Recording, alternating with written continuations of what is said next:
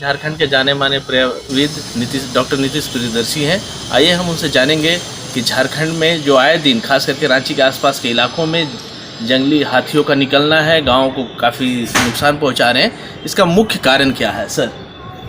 देखिए, जहाँ तक हाथी की बात है, झारखंड में हज़ारों साल से हाथी हैं और यहाँ का जंगल उनके लिए, और खासकर झारखंड, छत्तीसगढ़, मध्य प्रदेश, अब तो छत्तीसगढ़ मध्य प्रदेश अलग था, लेकिन छत्तीसगढ़ मध्य प्रदेश जो भी आपका क्षेत्र है वो बेसिकली हाथी का एक बहुत जो है उनका एक घर है।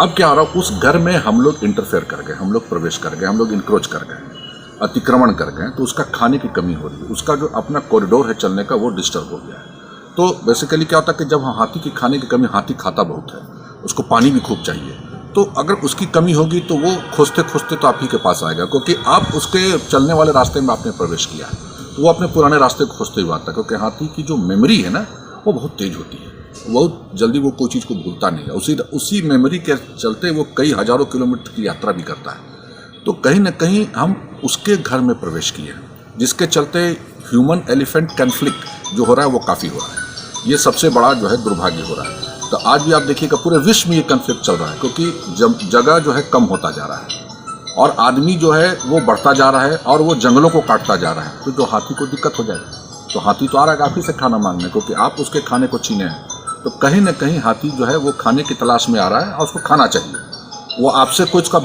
बदला नहीं है, उसको खाना जहाँ भी मिलेगा वो पहुँचेगा, आपके घरों में भी हमला कर सकता है। जो हम यहाँ के जो लापुंग वगैरह गाँव में हम देखते हैं कि जिस घर में अनाज रखा हुआ है उसी घर पर हमला करता है और उसी जगह से हमला करता है जहाँ वो अनाज और तोड़ के अनाज लेकर खा के जाता है।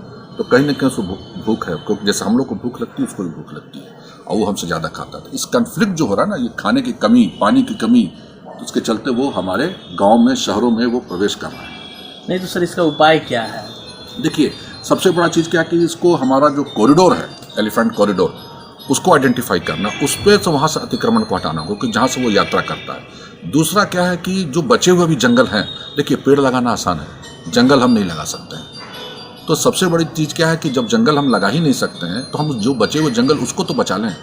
और हाथी जब आता है तो जनरली क्या होता है कि हम लोग पैनिक हो जाते हैं और हाथी को खदेड़ते हैं, हाथी पर हमला करते हैं, सब करते हैं। तो हाथी तो उस वक्त चला जाता है, लेकिन हमने कहा कि उसकी मेमोरी में रहता है, वो फिर रिवेंज लेता है। तो हमारा जो है कि जो हमला जो हम लोग करने लगते हैं हाथियों को देखते, तो स्वाभाविक है वो, क्योंकि हमारा अनाज खाएगा, खेत खलिहान को खाएगा तो मनुष्य करेगा ही। इन सब चीज़ों से वहाँ के लोकल लोगों को जागरूक करना होगा कि हाथी जब आ रहा है तो क्यों आ रहा है। पहले ये जाना, हर गांव का अलग अलग, हर कंसेप्ट का अलग अलग हाथी का जो होता है हमला। अगर हाथी के झुंड में बच्चा अगर है तो वो झुंड ज़्यादा खतरनाक हो जाता है। ये सब चीज़ लोगों को जानना भी होगा, लोग जानते भी हैं। तो बचने का एक ही उपाय है कि जंगल को आप बचाइए, क्योंकि जंगल नहीं रहेगा, क्योंकि तब ये हाथी तो आपके शहर में ही प्रवेश करेंगे।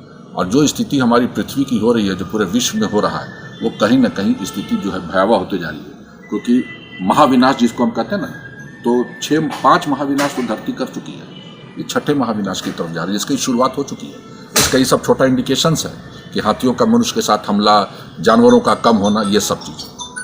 नहीं सर, अभी हम बात करें कि जैसे झारखंड का डेवलपमेंट की बात करें, अगर एक तरफ डेवलपमेंट की बात करते हैं तो पेड़ों की भी कटाई होती है। अभी संसद भवन बन रहा है, नया संसद भवन बन रहा है, वहाँ भी ये बात काफ़ी चला कि भाई पेड़ों की कटाई को लेकर। तो एक तरफ तो डेवलपमेंट भी जरूरी है और दूसरी तरफ है कि बिल्डिंग्स वगैरह तैयार हो रहे हैं, तो इसको हम कैसे संबंधित कर सकते हैं? देखिए, इसको हम लोग कहते हैं सस्टेनेबल। देखिए, पेड़ तो कटेगा ही अगर डेवलपमेंट होगा, इसमें दो राय नहीं है। तो मुझे लगता है कि पहले वो एरिया आइडेंटिफाई कीजिए डेवलपमेंट के लिए जहाँ कम पेड़ कटे। अगर आपको काटने इतनी मजबूरी है तो पहले आप ये सोचिए कि हम उतना ही पेड़ कहाँ लगाएं, क्योंकि आप एक पेड़ हटा रहे हैं तो कहीं ना आपको पेड़ लगाना ही पड़ेगा। बैलेंस करना होगा इकोसिस्टम को, सिर्फ पेड़ काटना नहीं। और जब आप पेड़ लगाते हैं तो उस पेड़ को बचाइए भी, सिर्फ पेड़ नहीं लगा देना। जो आजकल होता है कि वो मीडिया में आने के लिए, चाहे इसके लिए हम लोग पेड़ वृक्षारोपण कर दिया, उसके बाद गायब हो गए, वो वृक्ष कहाँ गया नहीं पता, जानवर खा गया कि खत्म हो गया नहीं पता। तो वो भी हमको देखना होगा कि वृक्ष लगाइए, क्योंकि देखिए जैसे हमने फिर कहा कि आप कोई भी मनुष्य जंगल नहीं लगा सकता, जंगल अपने आप होता है, हम पेड़ लगा सकते हैं। जब हम पेड़ लगाते हैं तो उस पेड़ को बचाना भी जरूरी है, और पेड़ कौन सा लगे ये भी बहुत मायने रखता है। अगर आप लोकल पेड़ नहीं लगा, कहीं विदेश से लाकर पेड़ लगा रहे हैं तो वो भी कोई फायदा नहीं करेगा। तो जो उस वातावरण, उस मट्टी से, उस माहौल का जो पेड़ होगा वो ज़्यादा फायदा करेगा। तो आप पेड़ लगाइए, अगर काट रहे हैं तो ज़्यादा हो सकता तो ज़्यादा लगाइए, क्योंकि आपको बैलेंस तो करना होगा। आप पेड़ तो काट देते हैं, फिर उतना तो ऑक्सीजन आपका गया, उतना हरियाली गई, उतने जानवर जो पशु पक्षी घर बनाए हुए थे वो गए।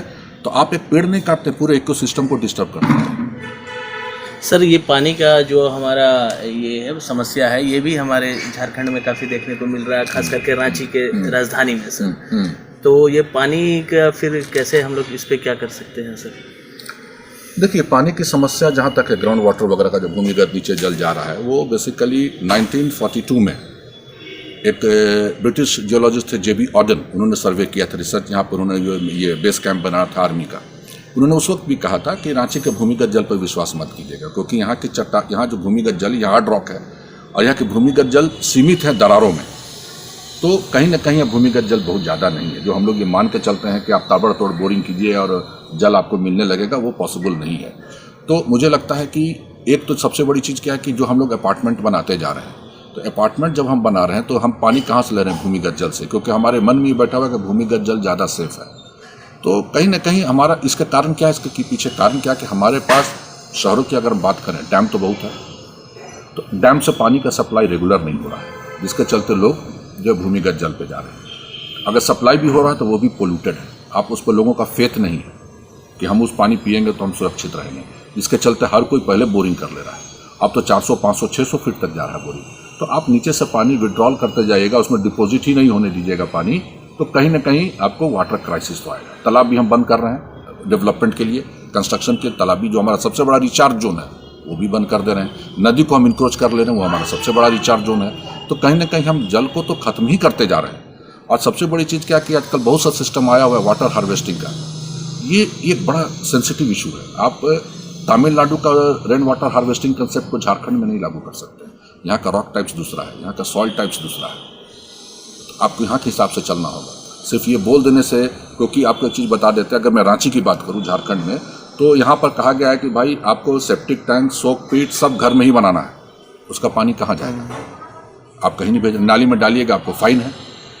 अगर आप लेटरिन का पानी, तो आप वो भी आप ज़मीन के नीचे डाल रहे हैं। तो आपको एक चीज़ बता दें, तीनों के बीच की दूरी होनी चाहिए मिनिमम 30 फीट। किसके पास इतना जगह है शहर में? वो करेगा क्या?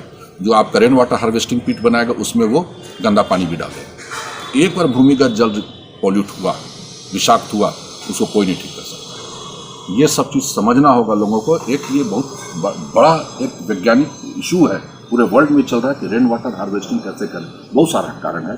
सबसे सीधा कारण है कि लोग अपने घरों में जो आंगन बगीचा उसको पक्का नहीं करें, खुला छोड़ दें, मट्टी को खुला छोड़ें, पानी अपने आप नीचे रास्ता बनाएगा, पहला बात। दूसरा ये है कि जहाँ भी जैसे नाली वगैरह हम लोग पक्का कर दे रहे हैं, नाली को चाहिए रहने दीजिए नीचे में, साइड में पक्का कीजिए, नीचे कच्चा रहने दीजिए, कि पानी अपने आप, नाली का पानी भी नीचे जाएगा।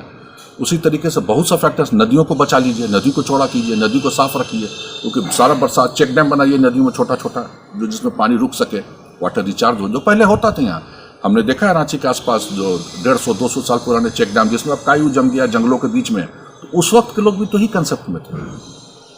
तो हम पुराने ट्रेडिशनल जो हमारा है उसको भी हम नॉलेज मिले, नया वैज्ञानिक सोच भी हम लोग नॉलेज मिले, और दूसरे डेवलपिंग कंट्री से भी नॉलेज मिले, तो हो सकता है। रांची से मनोज के साथ मैं संजीव कुमार, पर्यावरण पोस्ट के लिए। सब्सक्राइब करें पर्यावरण पोस्ट।